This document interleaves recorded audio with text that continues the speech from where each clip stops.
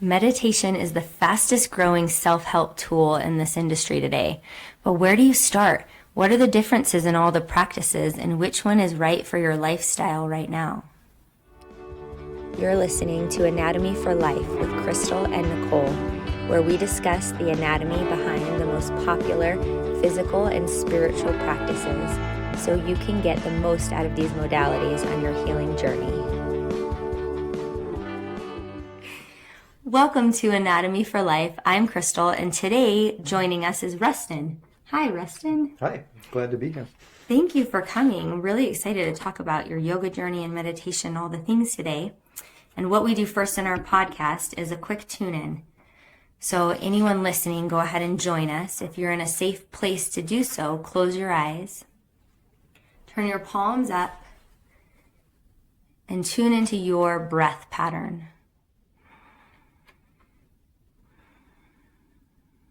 Softening your jaw and your shoulders. Letting go of excessive needs to control. And as your breath becomes a little deeper, fill your belly, press out on your inhale. And relax on your exhale.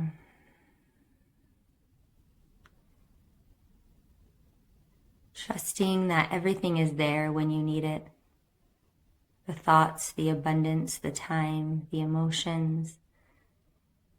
So you're free to rest and be present. Take one more deep breath in through your nose and out through your mouth. Welcome back. So, I want to tell you about Ruston. He's a yoga and meditation instructor, and his full-time job is video and photography. He also owns a clothing company. If you're watching this on our YouTube channel, we are modeling that for you today. It's called Yoga Love. It's one of my favorite things. And his hobbies are travel, photography, getting outside, skiing. Those are some of the best hobbies. Yeah, they're the good ones. What else would you like us to know about you?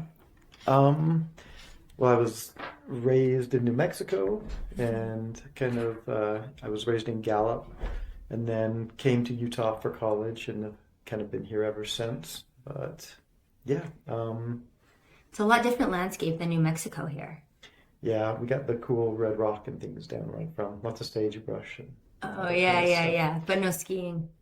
No, well, you can go up to Taos or to and up above Santa Fe and do some skiing. Oh, you can. Okay, so did you learn skiing there or here? There when I was a kid. Actually, we'd go up to southern Colorado a lot to ski. Oh, okay. To Durango and Telluride. Okay. Like so yeah, that's cool. Good to know.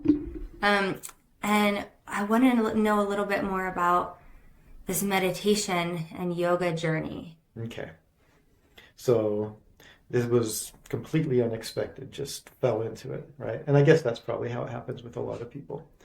But I was just, on my lunch break, I would go exercise. I go work out at a gym, just kind of regular stuff. But then my gym shut down. And I was like, I'm looking for somewhere close to my work. And right across the street was the Bikram hot yoga studio. And so I had no idea what that was. And so I just, I'll go see what that is. And I go over there and I went into my first class, and like 3/4 of the way through, you're just like, this is horrible. I'm just dying. So that is not the definition of easing your way into yoga. No, I had no idea. I'm going like into the most, hardcore, deep yoga. But then, even though you're about to die, but then you don't, which is cool. And then a couple days later, you're just like, I kind of want to go back in that hot room, right? Even though it doesn't make any sense. So I just kind of started going, and I'm doing the Bikram yoga and getting addicted to the hot room. I mean, and you have to know, I have both my ACLs replaced, so my knees can't even bend all the way. I have tight shoulders. My family is notoriously not flexible, so I'm not your regular, post dancer or gymnast who can do all the shapes and everything. That's what I was going to say. There's some transitions that you think are less surprising, right? And so when you say you fell into it, maybe it's just that you wouldn't have typically thought a person like you would. But come to think of it, with the injuries, that's one of the best modalities to start with. Oh, for sure. Yeah. And, I've moved and I'm doing, teaching vinyasa now, but at that point, I think it was so great for just getting the basic stability and, feeling your body and knowing where it's at and getting locked in. Yeah, for sure. Yeah, I love that. Well, plus I've got like Brandy teaching me and, one of the best teachers in the world, I think, in Charisse and so many these amazing teachers. Yeah, so give them a lucky. shout out. I'll tag them in the show notes, actually. You guys want to follow them. Rebecca too. You gotta, those three were kind of my. Yeah, Rebecca was one of my first. I'll tag them in the show notes so that you can, because I had a girl who moved here yesterday when we crossed paths and we were going to that yoga, and she was looking for a teacher, and I was like, well, if you want the teacher of all teachers, you need to come to the teacher that teaches us teachers. Those are those people. Yeah, I had no idea that I was falling into such great stuff. It's just pretty amazing. Yeah. So how did it evolve from there? So you're doing this Bikram, which is still not a far jump from, tough workouts at the gym, right? You're still feeling like I'm working my body. So then I had a motorcycle crash. So I had bought an old motorcycle and kind of torn it down and just kind of made it into this cool little thing and just got it running well. And I had a freelance job on a Saturday morning, and so at 7 a.m. I'm driving to my job, and a deer jumped in front of me on the road. Oh my God. And I swerved, and it jumped again, and just smack. And so I woke up in the middle of the road, and I had no idea where I was or how I'd gotten there. And there's a couple guys standing 20 yards away just kind of looking at me. I think they had called the cops, but they didn't even come say anything to me. So I come to, and I stand up and the police show up and they have me sit down and I reach up and my collarbone is just gone, just broken. So, and that was a super tough day. My wife had never wanted me to get the motorcycle in the first place, and she was not pleased with me, and so ride in an ambulance, and then I had to have surgery to fix it, and it was really tough. And it kind of messes with your brain, just something like that anyway, because you're like, okay, if I had left 2 seconds earlier or 2 seconds later, I wouldn't have hit this deer, right? Yeah. And so I was pretty angry about the whole thing, and really frustrated. The denial and the, Yeah, it was, And so I couldn't do anything for 2 months at all, anything physical, and so once I kind of got back, I'm like, okay, I'm going to try a hot Pilates class at Brick Canvas to try to get my cardio back. Okay. And and I go in, I'm like the only dude in the room, and I'm back in the corner hoping nobody's looking at me, and I'm just I had no idea what I was doing, but it was a good workout, and I really liked it, and so I kept coming back. And then after a few months, Sherry, who runs the place, she just came up to me and she's like, hey, I'm looking for a male hot Pilates teacher, and I think you should try it. And I was just like, no. Because you're the only guy to come to hot Pilates all year. So who else was she going to call? Well, yeah. Before I started the Bikram yoga, I'd never done a group fitness class in my life, So this isn't anything that I've had any introduction to. But she's just like, well, I can help you. You have, you're good at staying on the beat and you move well. And so I think people would like you. And I was just like, okay, this probably scares me enough that it's something I should try. And so. I like that. I like that test. So we started working on it. And then I eventually started teaching. And it was just so much fun, Scared to death at first, of course, right? Yeah. But, people were supportive and it just started, it was great. And so it kind of just became my highlight of the week. Every Tuesday night I teach this class. And so just from there, now I'm at the facility more and I'm hanging out with more yoga people and I'm doing these different things.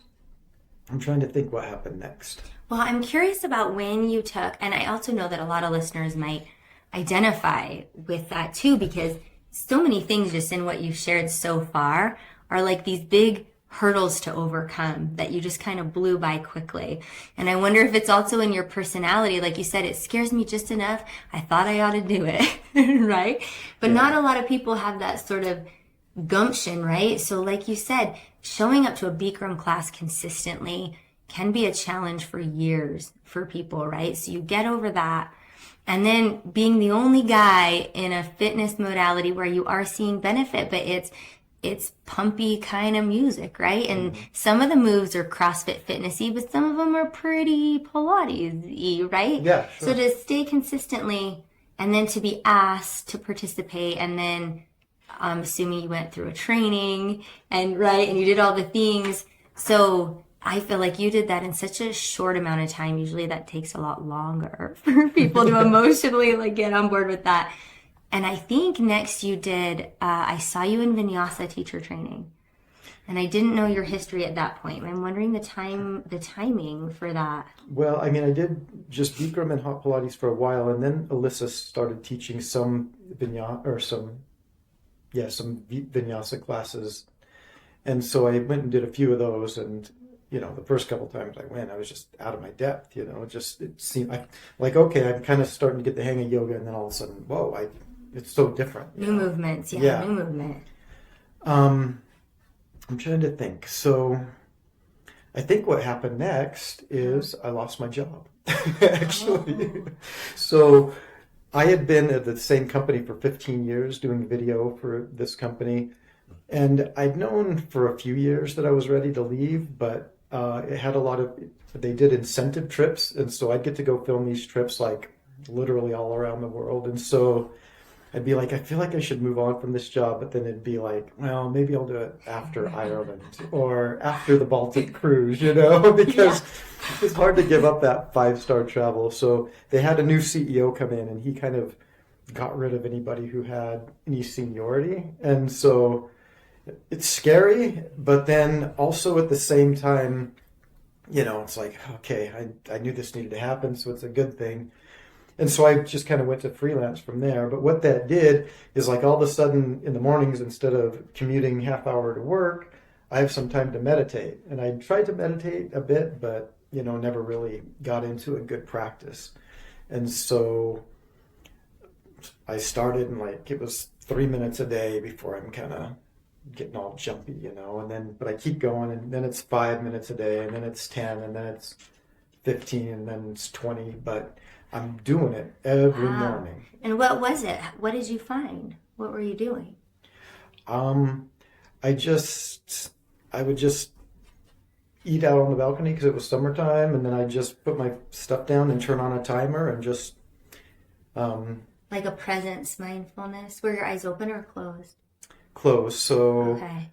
And this is what I ended up teaching later. So I would just close my eyes, notice what I was listening to first, hear all the sounds, then turn my attention to my body, notice anywhere I was a little tense, let it go, and then turn my attention to my breath. And then I just kind of did that for a while, where I'd just pay attention to breath. Wow. And then eventually I would maybe add a little mantra or this, that, and the other. I'd go to a Kundalini class now and then. So I was stealing with stuff. I was just I haven't ever been really trained, in meditation a bit, but, and that kind of led to some stuff. It took me a while meditating, but eventually, it was actually after my teacher training. So after that, it had been mentioned, maybe you should do the Bikram teacher training, but that was back when I had a job full time, and there's it's like a month. You can't go to Hawaii for 3 months, and it's all day, and but then Alyssa was having hers, and I was just like, maybe I should do that. It's nothing I had been thinking of a lot, but it just kind of felt right. So I kind of hit this point where it's just like, all right, I'm just keeping my eyes open, and if something sounds interesting, then I'll go check it out, basically. I love it. But it seems like that has kind of been the MO on this journey, and I really love it. Like the things are finding you.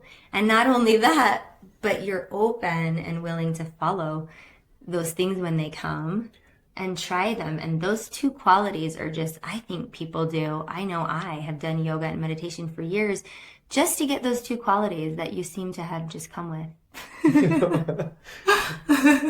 Yeah, I don't know. I like that. It's just how it's gone. Yeah. Well, I mean, and I think if I hadn't been teaching Pilates and gotten good at that and felt comfortable in front of a group, I probably wouldn't have even considered being a yoga teacher, right?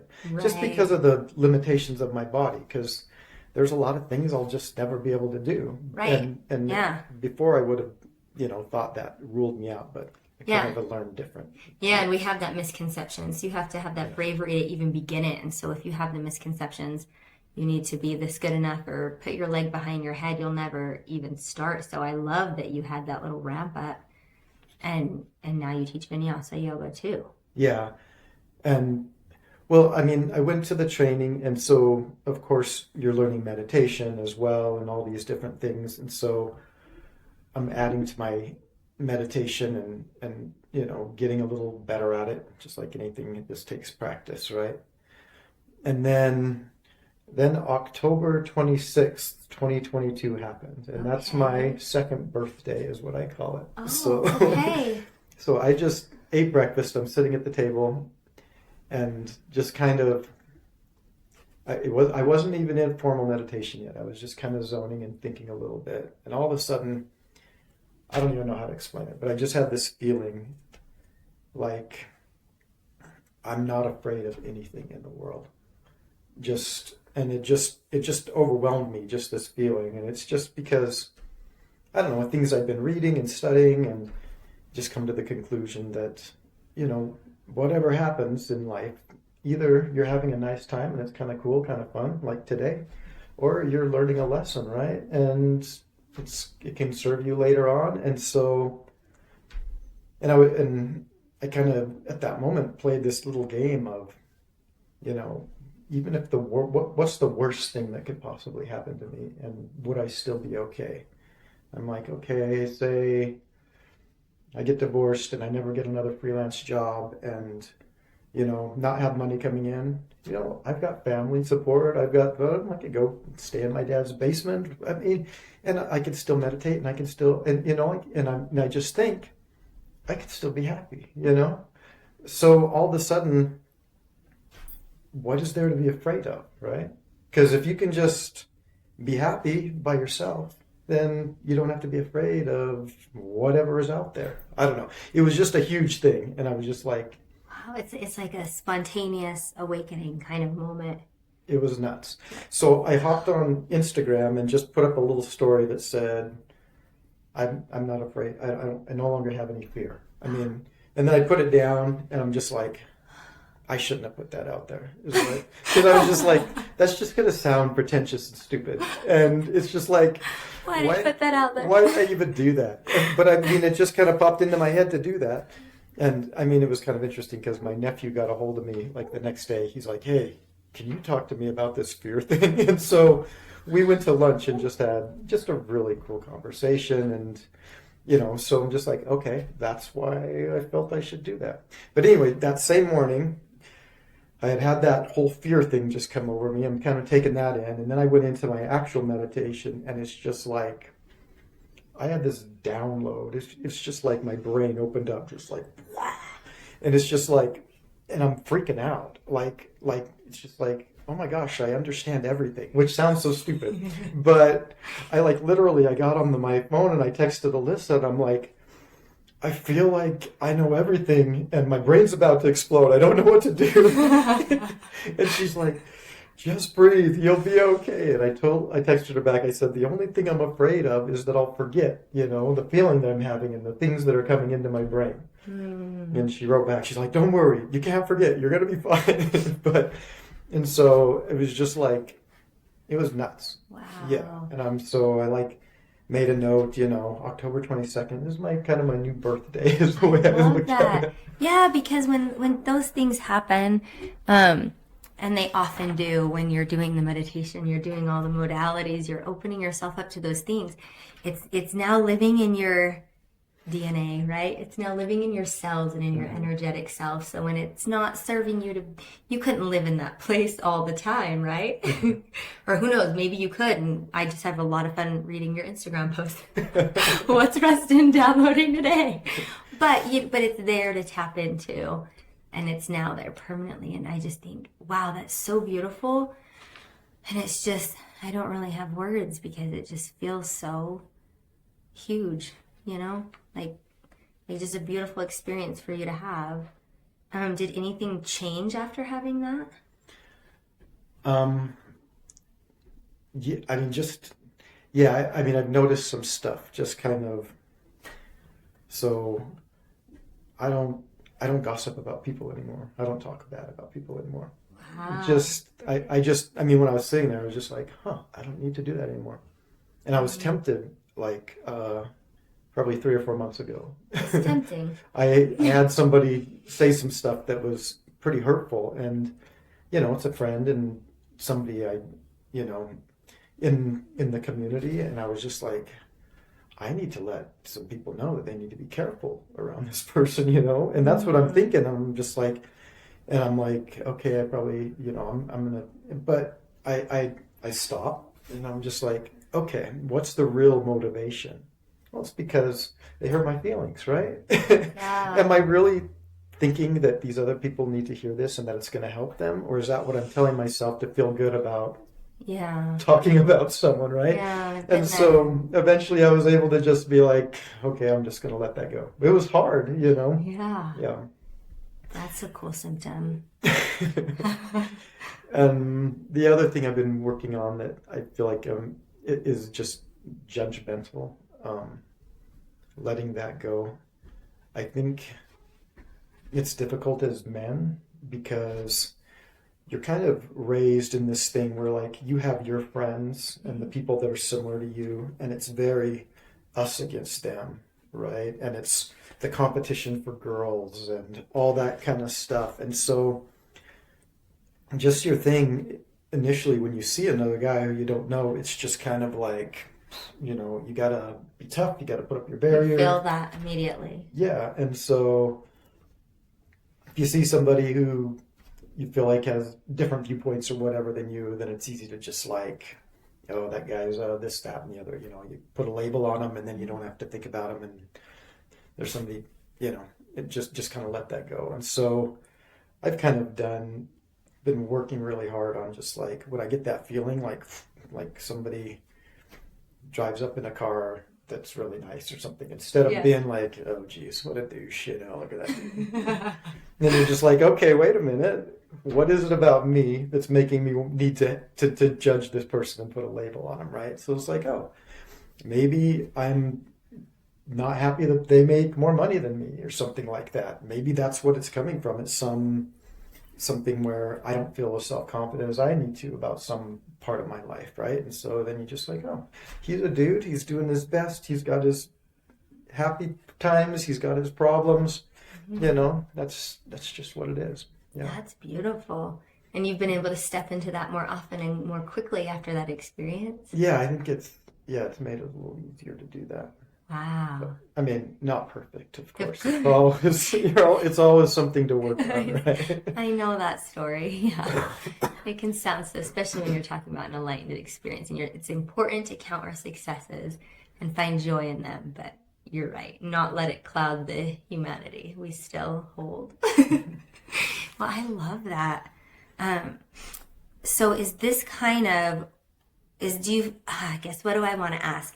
Do you feel like it's the meditation that gave you the access point to some of those things? What do you feel like was the heavy hitter, like the big thing in all of these modalities that really helped you access that space and that experience?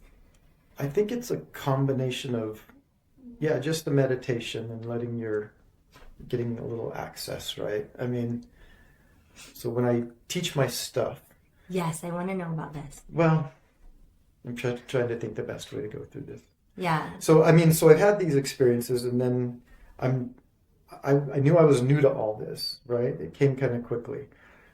And so, like, I went to yoga for 2 years, and I never knew what namaste meant, right? Yeah. Like they say namaste at the end of class, and I'm just like, do I say that? What does that even mean? Why would I say it? Everybody say it back, but I'm like always uncomfortable with it. But you get home and you don't think to look it up until the next class when you're like, oh, geez, what does namaste mean?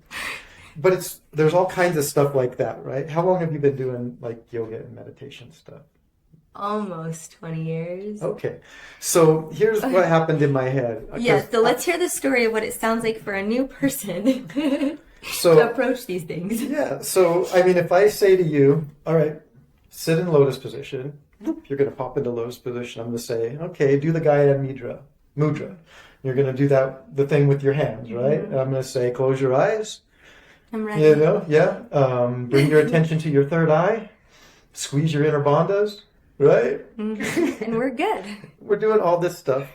And I had no idea what any of those words meant, right? And most of the people wanting to start meditating have no idea. And so my thought was just like, okay, I'm new enough to this that I know what it means not to get that stuff.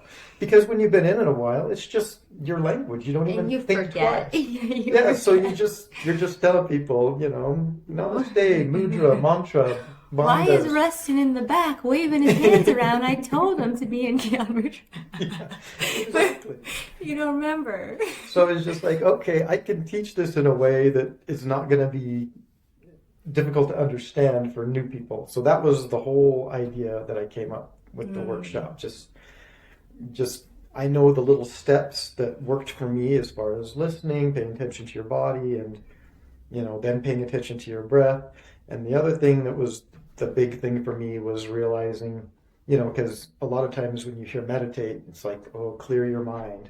And that doesn't work, right? It doesn't. It doesn't. Your mind is just going to be grabbing onto things and taking off.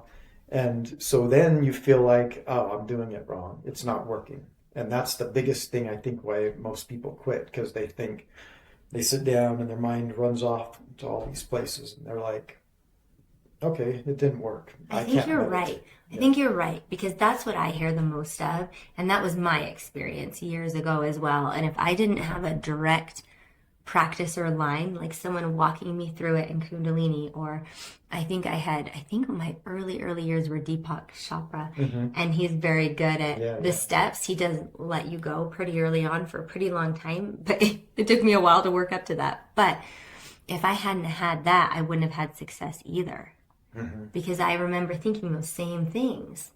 So when you create these workshops and you're offering them in the community, how are those received? Yeah, pretty well. I mean, I've had good experiences with them.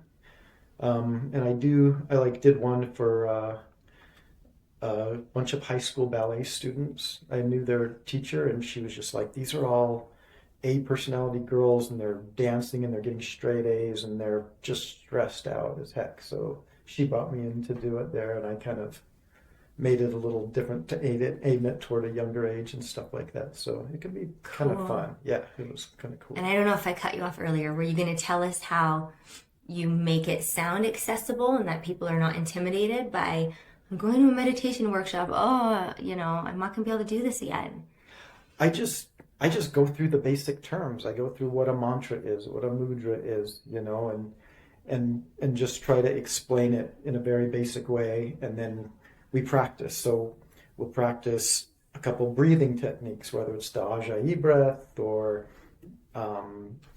just different breath patterns, box breathing, just whatever. Where you just hold their hand and you do it with them. Yeah, and you we talk do it with them, them, talk them through each thing, and they're like, okay, we're going to try it now with a mantra, and then I'll just still a Kundalini mantra and just, you know, Om Namo Guru Dev Namo, right? Yep. Have them do that. Perfect. Yeah. And then we just kind of go through all that. I mean, I talk a little bit about some of the benefits, you know, the things it does for your brain, and just all the benefits of meditation as well.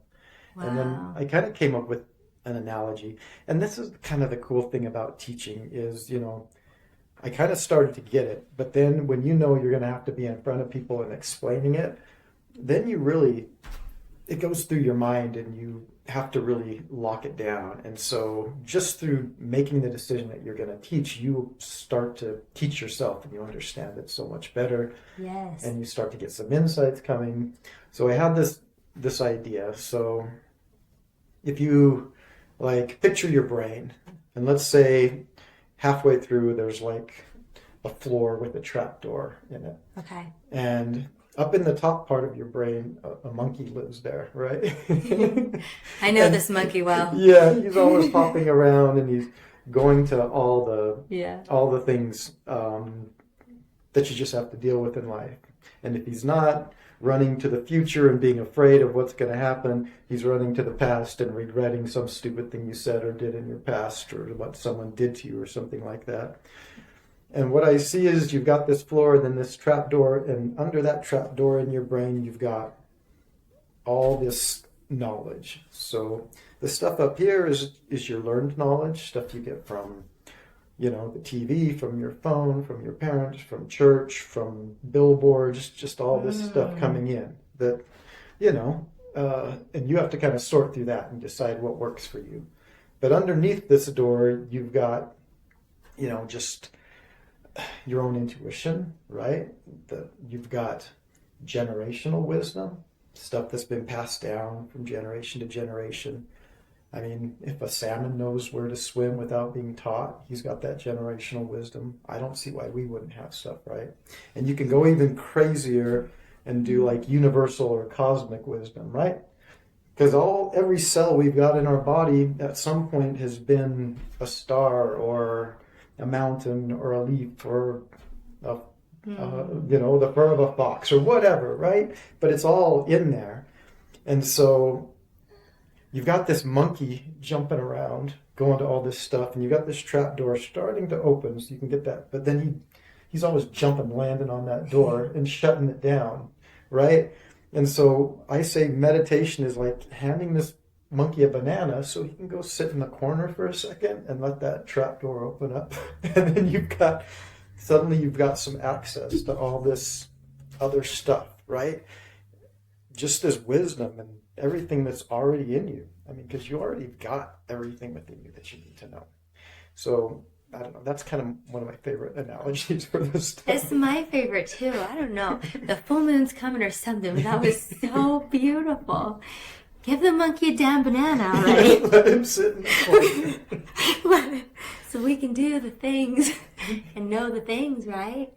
And it's so beautiful and feel whole. And yes.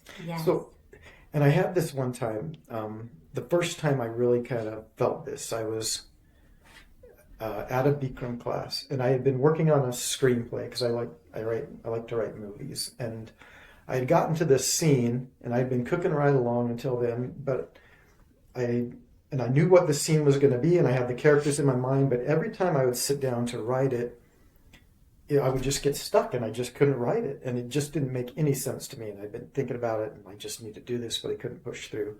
And so I'm just laying down there in Savasana at the end of class, just whooped, just laying there sweating, just trying to breathe. And all of a sudden, it was just like in my head, one of these characters, I had based them as the personality type. I didn't know anybody like that, And I changed their race, I changed kind of their culture, and all of a sudden, I know people like this. And like, as I'm laying there, the scene is just written in my head and it's done. And it's just because I just shut my brain down for a second instead of thinking, and just, and it's like, so that's cool. A moment of inspiration. Yeah. And that's a proven neurological process, right? Yeah. That's in the science. And so it's like the metaphorical banana you gave your brain, or the monkey in your brain, was the Bikram class, right? The operational command. There's nothing else that monkey can focus on but that Bikram class banana at that time, right? For sure. And that let the trapdoor open. I love that analogy. I will probably use it, and I'll always credit you with it. But it's so beautiful. Yeah, so there could be lots of metaphorical bananas, and that's what you're teaching in beginner steps in meditation class, right? Like the breath, a somatic feeling, even, like apana meditation is precursor to vipassana, which the vipassana is the nothing meditation, but you have to do apana for years first, or even at the beginning of Vipassana, right? Where it's just, See, it's I don't single. I don't even know those terms. Oh, you don't? Okay. No. I'll say it. Yeah, Look at me being a bad yoga teacher again. No, I love it. So Apana is single point focus. So when you begin, you can't have the brain focus on nothing. You have to bring all that erratic behavior to single point focus. And when it's mindfulness, it's staring at a candle, it's breath, that's all Apana. Yeah. And when you do that, both hemispheres in your brain have to work together. So now you're traveling through the corpus callosum, and new research has shown there's more places your left and right hemisphere cross than just that. And so your brain has to be in coherence. So you're in single point focus, and you can see these cool brain scans for 5 minutes, and the erratic different colors and hertz in your brain start to consolidate in a coherent manner. 10 minutes, 15 minutes, and it starts making like this circular pattern. But what the important thing about that is the left hemisphere and the right hemisphere are mirroring the same patterns. So you now have access to presence and wholeness. And like when you're talking about seeing a situation from all perspectives, or holding cognitive dissonance, or bringing your divine masculine and feminine, or all ideas present, that is the coherence. And like you said, that's what opens the trap door. That's what allows us to tap into the wisdom of the whole body. But if your brains are working separately, you can't access that. You cannot access your parasympathetic nervous system, which is your rest and restore. And you cannot access regulating your endocrine system. You can't access higher brain functions. So Apana is called still point or single point focus. My favorite thing to do is to stare at a candle. And that sounds like what you did when you first started all this, out on your porch with your coffee or with your book, sitting there, bringing things into one focus. And as you move on, Vipassana meditation is a Buddhist tradition. And it's basically the nothing, the silence, the just long periods of, like if you go on a silent retreat, no phone, no talking, no food, you fast, that's a Vipassana type thing.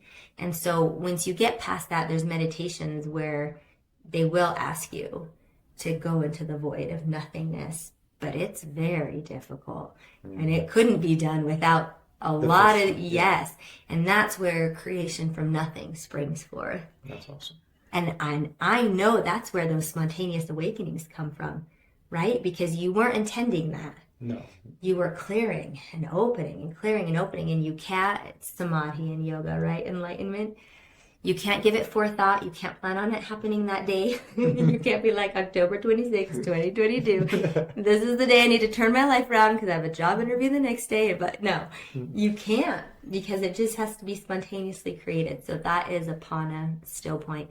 And Vipassana is that, which I think is the misunderstanding, because everyone thinks we need to be in Vipassana or do a Vipassana or achieve that somehow. And it's actually the only way to approach it is in the undoing. So it's almost like the more you try to do the things, the less likely you're going to do it. So that's why your program is just, it's brilliant. And it's so good. I think it's brilliant. And I think it's so good for beginners. And the thing I love most about it is it's authentic truth that came from inside, right? And your experience. Yeah, and I think the really interesting thing to me is like being able to look back, right? Because that motorcycle accident, like I say, that was a horrible time. I mean, yeah, it was really bad. And if I hadn't had that motorcycle accident, I never would have gone into a hot Pilates class. I would have just, and Sherry would have never asked me to teach a hot Pilates class.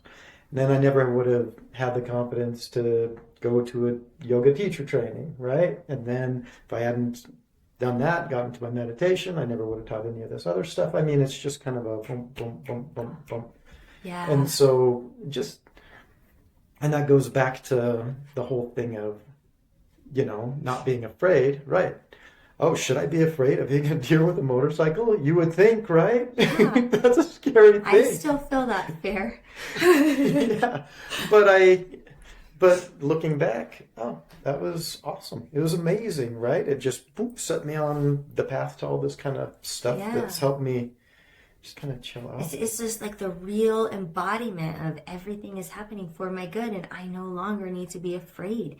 And we can say that, but until you can feel that, that's different. Because I'm sure that's not the first time you'd heard things like that. No, of course, you hear it all the time, and you can think about it, and it logically makes sense. Yeah. I mean, and at that moment, I was like, totally believed it. Oh, no other question. Nothing else makes any sense, right? Right. I mean, and of course you have moments where that's up and down, and it's hard to just hold on to that all the time, but you do have it to come back to, right? And so, yeah, that's good. I love that. I wonder if you would be willing to tell us a little bit about the newest thing you've done beyond, what was it, yoga, Pilates, meditation. You're just so awesome.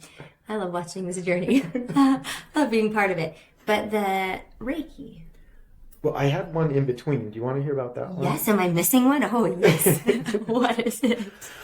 Well, I mean, I had my kind of that big experience, and you kind of are on a high for a while, but you do have a come down, right? Okay. I think with anything. I can relate to that. I'm so curious to hear what you're going to say. Well, no, it's just, I was like, you're just kind of like, that felt amazing, right? And so just one night I was like, man, I'm looking for something to do to give me a little boost. And I'm literally hopping online looking for little events going on or whatever that night. And so at the Yoga Underground in Provo, they were doing, it was Cat House she was putting on, New Moon Shamanic Breath Circle. I had no idea what that was. I'm just like, oh, well, be a little breath work, and maybe it's kind of like relaxing, like a sound bath. You're giving me a little giggle because I'm starting to see this pattern of you just walking into these advanced life-shattering practices, having no idea what's going on. No idea. We'll try that. Here comes Ruston again. I'm thinking, oh, this will be a relaxing. We'll breathe. Maybe we'll, hear some singing bowls or something, Okay, But okay. No, that's not what it is. So you've done this, I'm assuming. Yes. So there's different ways and different patterns. This particular one, we talk about some different things and they explain it, and then you lay down and you have your mouth open, and it's a circular breath for 45 minutes. Just a powerful, strong circular breath, and it hyperoxygenates the body. You start to have tingling in your fingers and in your toes and maybe around your face, and then the natural DMT from your lungs is released into your brain, so it's basically like a psychedelic experience. But I mean, you're just like, it's healing, and you're having things come up that you didn't even know were an issue in your body, and you start to move, and maybe you're making sounds, and maybe you're chanting or singing or crying or Yeah, and I wish they warned you about that before you go into. But yeah, it's because your body's somatically releasing all the things. Is that right? Stuff. Yeah. And I just came out of it, and I was just like, holy shit. That's exactly what I said. We sat up, and she's like, well, does anyone have anything to say? And I was just like, holy shit. Because I was not expecting it. And like, you feel this energy just in your fingers and shooting out of your body. And so I kind of started doing that. And so I would go every month and do that. So I'll plug that woman too, because I deeply love her. Yeah. I mean, and I don't know if you know, but I brought that with her up to Brick Campus. Okay. Once you said that, I want to plug that at the end. I thought you're teaching that now. You're going to help facilitate those breath ceremonies. Yeah. Okay. Because I talked to her, and I was just like, I think we should bring this up to Brick Campus. So we've done one, she and I together. Okay. And then I actually did one this last Saturday, and she was supposed to do it, but ended up having an emergency. I had to go out of town. So I kind of got... So you did it by thrown yourself? into the end. I had someone else come and help drum and hold space with me, but so I had to kind of do that by myself, like be in charge of it. So story of your life. I'm just going to stop being surprised. Ruston, I'm going to do this. Jump into the deep end. Now Ruston, teach it. Well, I mean, and I think that's how it is with most of this stuff, right? If you're like, wait till like, okay, I'm ready, I'm set, I can do this perfectly, then you're never going to do it. You kind of have to throw it in, or it's not going to happen. That is true. Wow. So yeah, so then there's that. And then it's kind of the same thing with Reiki, like you said. I just saw that Beth was doing her Reiki level 1. I had never had Reiki done on me. I'd heard a bit about it, but I really didn't. But I was just like, oh, let's go learn what this is. And so I went and did it, and it's just a one-day thing. Yeah. And you probably, I mean, you know a lot more about it than I do, if you want to explain the basics of Reiki. Oh, you're right. You're so considerate. This is why Rustin's such a great teacher. So it's basically you are using yourself as a channel. So the skill you're learning is not an active learning. It's not a pushing or a pulling or a trying or a changing type of skill. The skill you're learning is so powerful in Reiki because it's a surrendering. And the better you are, if I even want to use that term, the more you get attuned to that energy of flow and let go and return to wholeness, love, and miracles, the more you surrender to the greatest good and the divine, the more of the Reiki energy flows through you, therefore benefiting you and your clients. And so nothing bad can ever happen with Reiki. Because you're just, and it's according to will, right? So it's just if a person asks for it and receives it, it's up to them. And if you pass it and are willing to be a conduit, it's up to you.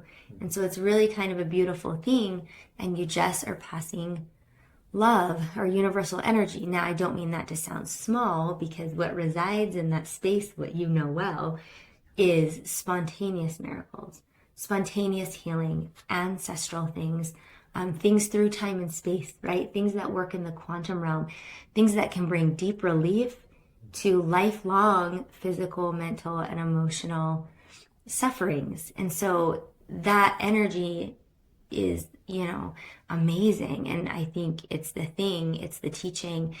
But the thing about the Reiki is the learning to let it flow through you. And so that's why I love that specific modality of energy work, just the principles behind it and how Usui found it. And I know you got that in your training. And we should have an episode on Reiki. But what I was really excited to hear you talk about too, because I know you mentioned you had done it. You approached it like, let's just see, I'll pass it through my intuition, which you're so good at.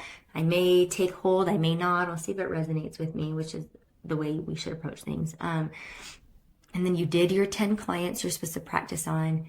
And I just really want to know what your perspective was, and where that kind of landed for you. So what does that feel like? And there's like this little side caveat that I really want to know too, in this and in all the things you've talked about, that comes from a perspective, you in particular, and from a man, and from your history, and from working in these modalities in the community from a man's perspective.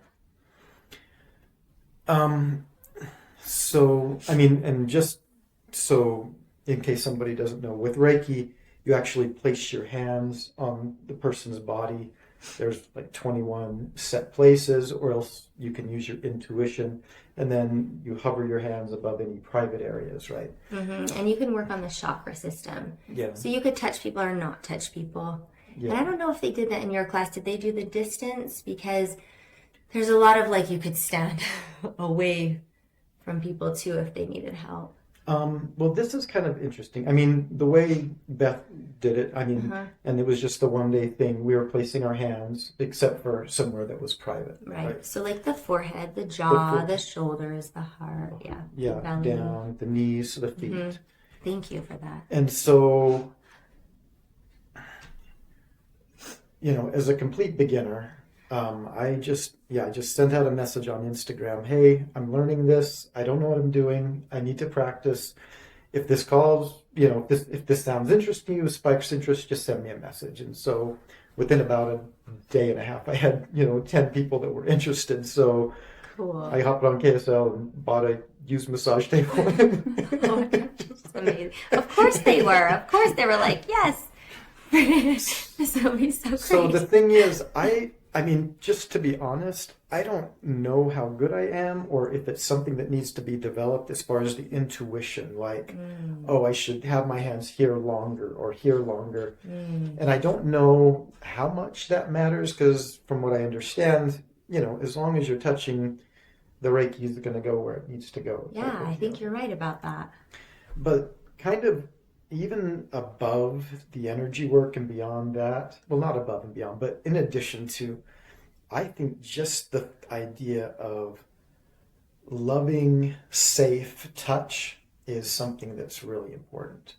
So, and that's kind of what I've got from this is like, I'm just touching someone. In our society, it's pretty rare that you have safe touch, kind touch, right?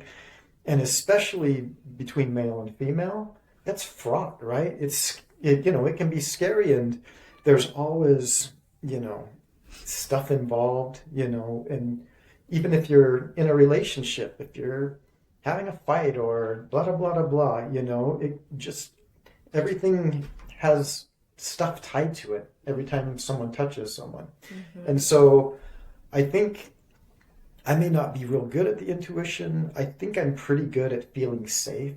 Like, so when people come, they're able to relax, right? And so as you're just touching and they know that I'm a safe person and this isn't going to go somewhere uncomfortable, right? Mm-hmm. And they could just relax. I think that's something important just in and of itself. That's huge. I don't know what your thoughts are on that. I think what you said was very valuable. I think it's huge. Did you know that there are studies that children up to 3 years old need something like 18 hugs a day? And humans, I mean, not humans, little kids are humans, but adult humans, I guess in my mind, little kids are angels and we are humans. I love kids. But even adults need, I want to say 5 to 10, and the length needs to be over 30 seconds for the energetic fields and auras to start maneuvering, right? And having sort of a co-creation balance. That's a principle we learn in Kundalini, where there's always an energetic exchange going on, and you can't wall yourself off. That's a little bit of a primitive idea, but how you're participating. And that is science, and there's research behind safe touch and research behind, they've done a lot of it on monkeys, where they've done the lack of that and showed the detriment to all the body systems and the brain and the emotions and things like that. And so it is such a necessary thing, and it is so missing in our society.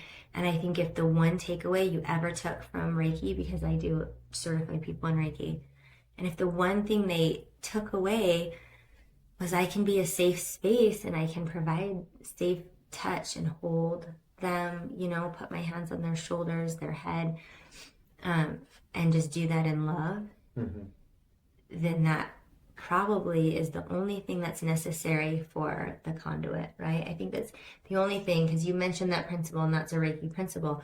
It doesn't matter where your hands are, that it has its own intelligence. It will send the message and go where the body needs healing. If they're coming for a physical thing, their knees are hurt, and you just held their head, it would travel there and help their knees.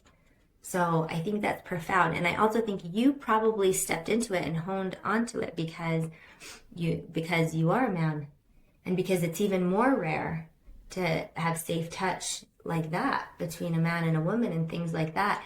And people who have that missing or didn't have a father figure or a brother, there's something to be said. And I don't know any studies on that. Now I want to go look them up. I don't know any studies for does it need to be the opposite sex? Does it need to be a family member? Could it just be anybody? There's a shamanic practice I learned years ago. My husband deploys a lot, you know that, because we've been friends for a while, where you feel the deprivation of touch when you're taking care of everybody else, and no one touches anybody in yoga classes anymore because of lawsuits and the insurance we have to carry, right? Like, nobody does the things anymore, and I learned a shamanic practice, and it correlates with the Reiki, the self-Reiki, right? The self-Reiki is a 30-day practice after you get attuned, where you do the hand positions on yourself. And I wonder if that's as good. What do you think? I don't know. I think you can probably feel the energy, but I think you're missing the human-to-human touch. Yeah. I think so. I love that. So as Beth kind of talks about this, I think she gets a lot of kind of psychic feelings from the people she's working on, and I haven't gotten a ton of that, but I did have one, a lady, she's a mom, has, 20, 21-year-old daughter I know. And just kind of as I came into this, even though I'm not that much older than her, I just had this paternal feeling, just like kind of take over. I was just like, and I usually just have my sessions be fairly silent, but in this one I was just like, I have this paternal feeling for you. I feel like, you've got your kids and you've got your husband and you're always the one taking care of everybody. And I was just like, I just feel like this is the time for me to take care of you and you just to relax and be taken care of. And then I just was like, I just felt like I should let her know, you can say no to things as well, and it's still okay, and you're still doing amazing, right? Because there's so many demands on women, I feel like, especially, right? Just church, home, husband, kids, and just to have an hour and a half where you're just like, oh, here's somebody taking care of me instead of me taking care of everybody else, I think can be kind of nice. And how powerful to come from that paternal kind of energy too. Yeah, it's kind of interesting. Yeah, it's layers upon layers of something that just seems like so therapeutic. I'm sure the listeners are like, I need that. I need that. I actually saw that Instagram post and I was like, if I can find an hour in the next 2 weeks anywhere, I need to message Ruston. And I couldn't. And then you were full. Well, let me know anytime. We'll figure it out. It's so amazing.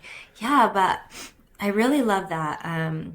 I wonder if there's any last message you feel like you want to leave the listeners with, or anything you want to say about any of these things or modalities before I plug all these ways they can contact you and learn about these things.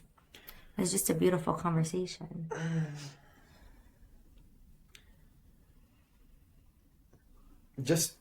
I don't know. I'm just trying to figure out the best way to say something to sum up. Yeah.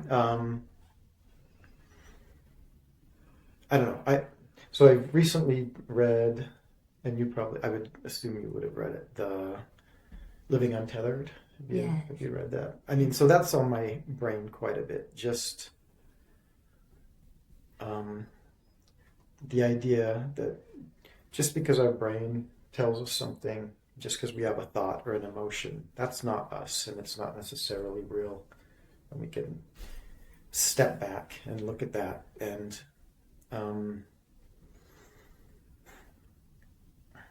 I just think that's super powerful, just to be able to, I'm not articulating very well. Okay, I want to tell this. Can I tell a little story? Yes. Are we too late? No, I love stories. Okay.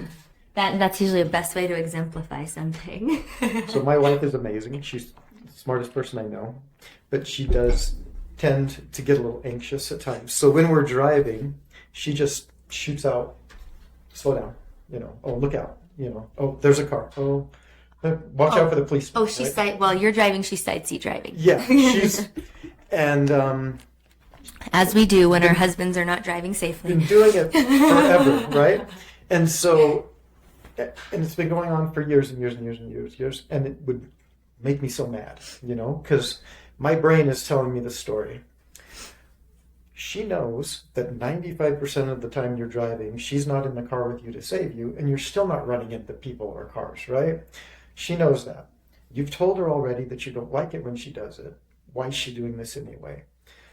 My brain's telling me, when she does this, it makes you more nervous, and you're going to be a bad driver, and you're more likely to get into a crash. My brain's telling me all these things, and I'm soaking them up, and I'm just sitting there just like, would you just stop it, right? But then it's a combination of Byron Katie and this different stuff. I'm like, okay, wait a second. Let me take a little look at this for myself, right? And so Byron Katie has you just say, do I know that's true? Because in my head, she needs to stop talking while I'm driving and telling me how to drive. And I'm like, okay, is that true? Do I know that that's true? Well, not necessarily. I don't necessarily know that. And then is it like, okay, turn it around. Maybe that's not true. Maybe she does need to tell me. Like, okay, maybe one day somebody's going to run a red light and I'm not going to see it and she's going to yell and it's going to save our lives, right? And so it's just a little switch, right? And so now when she does that, I don't still love it, but I don't let it make me mad, right? Because it's up to me whether I'm going to get mad about what she does. And so now she still does it, and I just like, okay, no big deal, right? Yeah. So it's just this idea of not listening to the stories our brain tells us, or you can listen to them, but analyzing them, right? Knowing that they're not you. That's just... And not let them take over your reactions and behavior and emotional state. Yeah, keep your power. It's just any time that you're having emotions you don't like and you're finding a reason to have those emotions and hold on to them, instead maybe just analyze it a different way. And so that way, you're able to decide how your emotions are, right? You're able to decide how you feel, and you just have more control of your life.